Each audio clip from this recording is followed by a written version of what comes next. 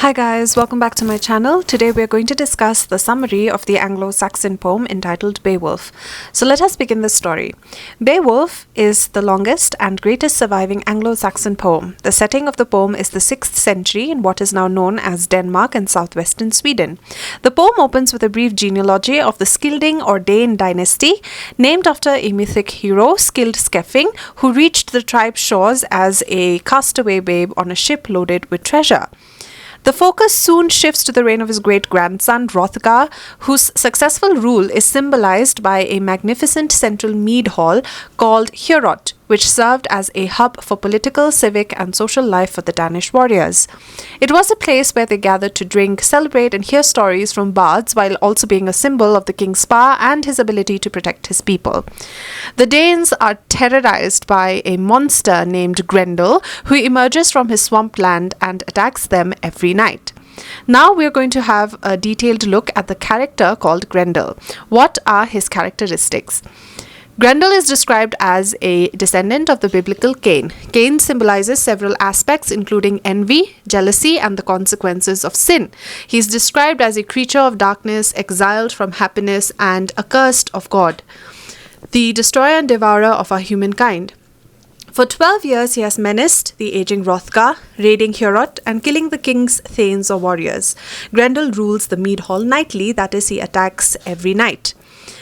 Grendel is one of the three monsters that Beowulf battles. Exiled to the swamplands outside the boundaries of human society, Grendel is an outcast who seems to long to be reinstated. He is thus descended from a figure who epitomizes resentment and malice. So we have to remember that he has been terrorizing the Danes for 12 years.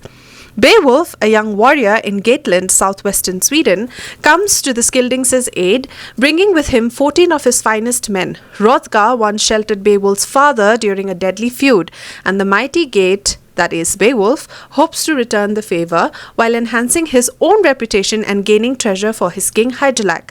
So if you look at the map, you'll be very clear. From my previous videos, this map should be very, very clear to you. We've already discussed the places from where Anglo-Saxons and Jutes actually migrated to England. So this is a very clear-cut map. I have mentioned Gate, so this is Gateland. It's from where Beowulf has come. He has traveled to the Danes, and he wants to return a favor because the Danes had actually sheltered his father, and he also wants to win treasure and his reputation in the eyes of his king Hygelac, who is the king of Gateland. So now we're going to move on with the story further. At a feast before nightfall of the first day of the visit, an obnoxious drunken Skilding named Unferth insults Beowulf and claims that this great visitor once embarrassingly lost a swimming contest to a boyhood acquaintance named Brecca and is no match for Grendel. Beowulf responds with dignity while putting Unferth in his place. In fact, the two swimmers were separated by a storm on the 5th night of the contest, and Beowulf had slain 9 sea monsters before finally returning to shore. While the Danes retire to safer sleeping quarters, Beowulf and the Gates bed down in Heorot, fully aware that Grendel will visit them. Grendel arrives. Beowulf fights him unarmed, proving himself stronger than the demon, who is terrified. As Grendel struggles to escape, Beowulf tears the monster's arm off. Mortally wounded, Grendel slinks back into the swamp to die. The severed arm is hung high in the mead hall as a trophy of victory. Grendel's mother views this as a representation of her own loss and mankind's gruesome trophies. The Danes celebrate the next day with a huge feast featuring entertainment by Hrothgar's Skop, a professional bard who accompanies himself on a harp and sings or chants traditional lays or verses. Hrothgar's wife proves to be a perfect hostess, offering Beowulf a gold collar, her gratitude. Filled with mead, wine, and great food, the entire party retires for what they expect to be the first peaceful night in years. But Grendel's mother, a swamp hag who lives in a desolate lake, comes to Heorot seeking revenge for her son's death. She murders Astur, one of Hrothgar's most trusted advisors, before slinking away. The next morning, Hrothgar, Beowulf, and a retinue of Skildings and Gates follow the mother's tracks into a dark, foreboding swamp and to the edge of her mere. The slaughtered Astur's head sits on a cliff by the lake, which hides the ogre's underground cave. Carrying a sword called Runting, a gift from the chastised Unferth, Beowulf dives into the mere to seek the mother. Now, the fight between Grendel's mother and Beowulf is significant because it reveals to us a lot about Beowulf's character. Near the bottom of the lake, Grendel's mother attacks the great warrior. It is a dimly lit cave and hence he can't see well. But nonetheless, Beowulf fights back once, but the gifted sword Hrunting, which has been given to him by Unferth, strong as it is, fails to penetrate the mother's hide. The mother moves to kill Beowulf, but his armor, made by the legendary blacksmith Wieland, protects him. Suddenly, Beowulf spots a magical sword seemingly forged for giants and uses it to cut through the mother's spine at the neck, thereby killing her. A blessed light illuminates the cavern, disclosing Grendel's corpse and a great deal of treasure. Beowulf decapitates the corpse. The magic sword melts to its hilt. That is, the sword melts and only its handle is left, and Beowulf returns to the lake's surface carrying the head and the hilt, but leaving the treasure. Now we'll have a look at the symbolisms of both the swords, which is very, very important. The first one is called Hrunting, which has been given to Beowulf by Unferth. It symbolizes the struggle between good and evil. It is described as rare and ancient, with an iron blade that was tempered in blood and adorned with ill-boding patterns, highlighting its power and history. It symbolizes masculinity and the bond of warriors in Anglo-Saxon culture, as well as the bravery of the person who uses it. Now, the second sword is the giant sword found in Grendel's mother's lair, and it symbolizes the triumph of good over evil and the power of divine intervention. Why divine intervention? That is, Beowulf was not prepared for it, right? The first sword was not helping, it was not useful, and suddenly this sword appears from nowhere. He wields it and Grendel's mother is slain. So what we're trying to arrive at here is divine intervention. There's a saying, right, that man proposes and God disposes. This is the exact example of that.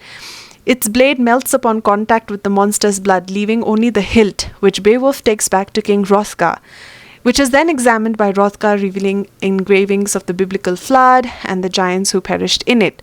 So here there's a connection between man and God, and belief and faith, and the triumph of good over evil, as always. So this is the first sword called Hrunting, which has been given to Beowulf by Unferth. This is a fact we have to remember. And the giant sword, which talks of divine intervention. Beowulf and his men return to Gatland. There he serves his king well until Hygelac is killed in battle and his son dies in a feud. Beowulf is then named king and rules successfully for 50 years. A fiery dragon has become enraged because a lone fugitive has inadvertently discovered the dragon's treasure trove and stolen a valuable cup. The dragon terrorizes the countryside at night, burning several homes, including Beowulf's. Beowulf insists on taking on the dragon alone, but his own sword is no match for the monster. Seeing his king in trouble, one thane, Wiglaf, goes to his assistance as a faithful servant. The others flee to the woods. Together, Wiglaf and Beowulf kill the dragon, but the mighty king is mortally wounded. Dying, Beowulf leaves his kingdom to Wiglaf and requests that his body be cremated in a funeral pyre and buried high on a seaside cliff where passing sailors might see the barrow. The dragon's treasure hoard is buried with him. It is said that they lie there still. Now, what does the dragon symbolize? It is a symbol of greed and evil. The dragon hoards vast treasures, representing the opposite of Beowulf's generosity as a king and leader. Its actions and the destruction it causes highlight the destructive nature of greed and selfishness. Secondly, it is a test of heroic code. Beowulf's fight with the dragon, especially his mortal wound, signifies the limits of even the greatest hero's strength and the ultimate price of upholding the heroic code. It is a symbol of death and decline. The dragon's power and Beowulf's death in the fight represent the passing of time, the inevitable decline of generations of civilizations, and of course Beowulf's culture and the end of his heroic journey as well. The dragon's presence and the ensuing battle foreshadow the end of the Anglo-Saxon heroic age. Like Beowulf, the dragon uses its strength to accrue a huge amount of treasure, but all it brings is death. The treasure also brings about Beowulf's death. Possibly the poem's Christian narrator sees greed for treasure as a kind of spiritual death suffered by pagans who value treasure over heaven. The dragon hoards this treasure and in a barrow, that is, a grave. So this is Beowulf, the greatest of the Anglo-Saxon poems.